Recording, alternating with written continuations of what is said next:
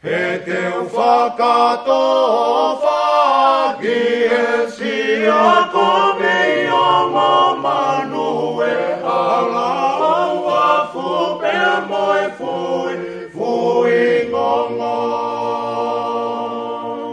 Ne pehe e te hanga ata kiriti roto ka e la venoa ai si vai singano.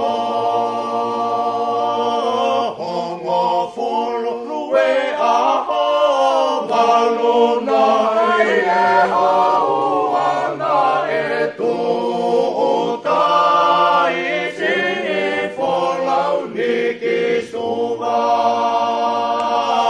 Whangaurofi e maungana e fuatari tari fei mangi si pe ato ka koe mofi papalangi.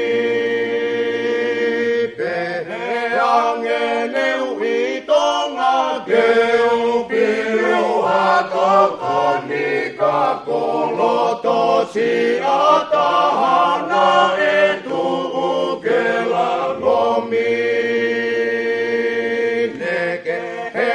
Atonga laina e fie whalau aka e ki te noa i si motu ko e ua.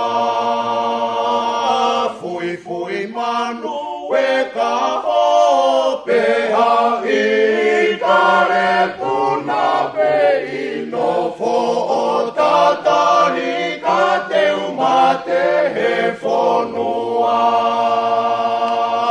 Tuia ho salu salu ai ke mau whai te unga he kua toka ai mawhiki e ua fuko muna.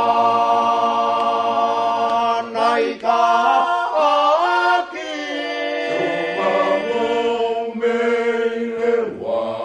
nai whiha koa i o whakatahai i ka le lai o nea vitile muka mautari pe moe loto ma pelu. Teu mate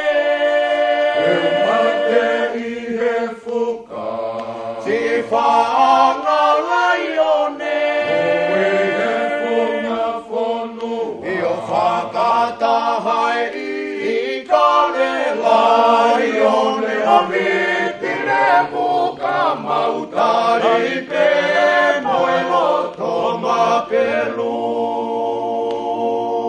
Nai ka aki